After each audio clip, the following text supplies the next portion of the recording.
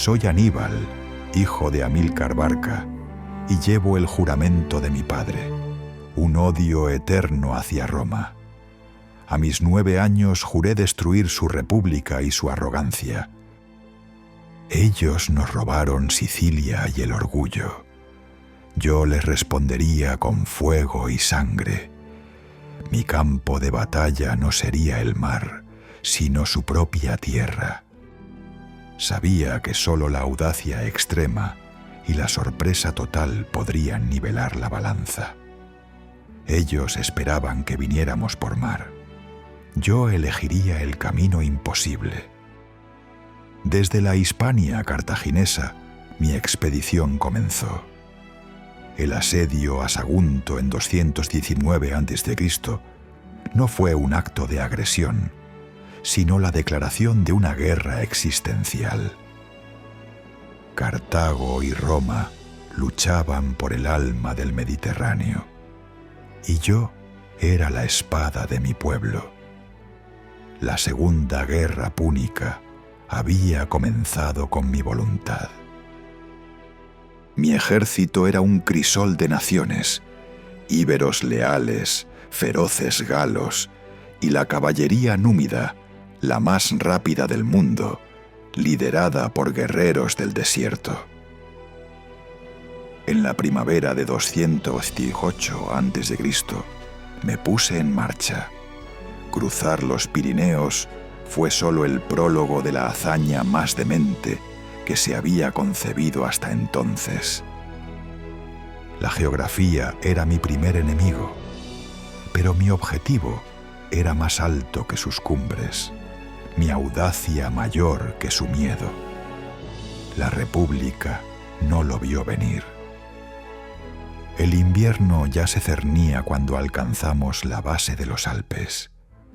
La nieve, el hielo y los ataques de las tribus locales se cobraron miles de vidas.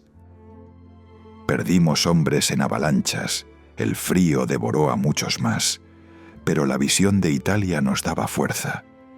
Mis paquidermos, mis 37 elefantes, eran un milagro. La travesía duró 5 meses infernales. Al descender a las llanuras del Po, solo quedaba una fracción de mi fuerza original. Estaba en su corazón. Pero la sorpresa era total. Los cónsules Escipión y Longo no estaban preparados. En el Tesino y luego en el río Trebia, mi caballería demostró ser superior. Roma sintió el terror por primera vez. Las nieblas y las emboscadas eran mis aliadas naturales contra su rígida disciplina. La guerra ya no era de reglas. En 217 a.C., junto al lago Trasimeno, tendí una trampa que la historia nunca olvidará. Oculté a mis hombres en la niebla matutina. Los romanos marcharon directamente a mi abrazo mortal. La masacre fue absoluta. El pánico de sus cónsules me abrió las puertas hacia el sur de la península. La destrucción de sus ejércitos era solo el primer paso. Mi verdadero objetivo era que sus aliados, los itálicos, abandonaran a su amo romano.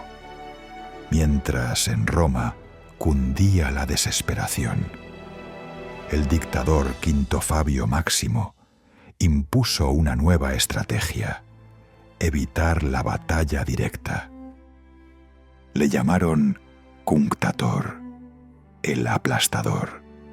Su estrategia fabiana de desgaste me frustraba, pero yo seguía devastando el campo, mostrando su debilidad. La nobleza romana, cansada de huir, exigió una batalla definitiva. En 216 a.C., en una pequeña ciudad llamada Cannas, se libraría el juicio final.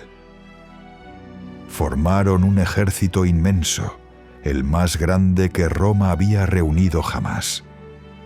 Su número doblaba al mío. La victoria parecía inevitable para ellos.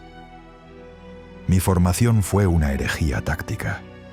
Coloqué mi infantería más débil en el centro, atrayendo a las legiones hacia adelante. Crearon un saliente invertido. Los romanos se adentraron en el centro, apretándose en una masa inoperante. Mi plan se ejecutaba a la perfección, tensando el arco. En ese instante, mis mejores tropas, los veteranos ibéricos y africanos en los flancos, giraron, y mi caballería númida cerró el círculo por la retaguardia. Fue un abrazo de muerte. La pinza de Canas, mi obra maestra, aniquiló a un ejército. Miles murieron aplastados o masacrados. Fue el peor día de Roma. Dicen que se perdieron entre 50.000 y 70.000 hombres en Canas.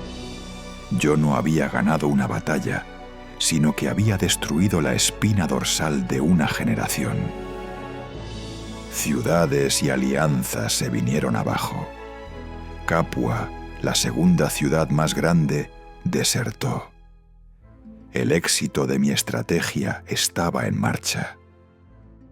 Pero Roma hizo lo impensable. Se negó a rendirse. Incluso después de Canas, los supervivientes se reagruparon. Su resiliencia era una fuerza desconocida. Durante 15 años deambulé por su Italia, invencible en el campo, pero incapaz de tomar su obstinada capital. Roma no dependía de una ciudad, sino de una idea. Mis recursos se agotaban y los refuerzos de Cartago eran escasos. El Senado cartaginés dudaba y temía. Fui una fuerza solitaria y aislada. El joven Publio Cornelio Escipión, hijo, un superviviente de Canas, aprendió de mis errores. Un genio nuevo se alzaba para desafiarme. Escipión llevó la guerra a mi hogar, a Hispania y luego a África. Obligó a Cartago a llamarme de vuelta en 203 a.C. Mi tiempo en Italia había terminado. Dejé la península invicto. Mis legiones nunca me vencieron directamente. Pero la guerra total requería más de lo que una sola estrategia podía ofrecer. En 200 a.C. nos enfrentamos en Zama, la batalla final.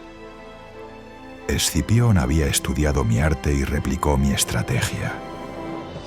Sus trompetas asustaron a mis elefantes. Su infantería resistió el empuje. La derrota fue amarga, pero la estrategia de Escipión era impecable. La guerra acabó. Cartago se rindió y se convirtió en vasalla. Mi juramento no se había cumplido. Me exilié, sabiendo que la llama de mi odio aún encendía el miedo romano. Roma nunca me perdonó. Fui cazado por todo el Mediterráneo hasta que, acorralado, bebí veneno para evitar su triunfo. Pero el trauma de Aníbal forjó su imperio.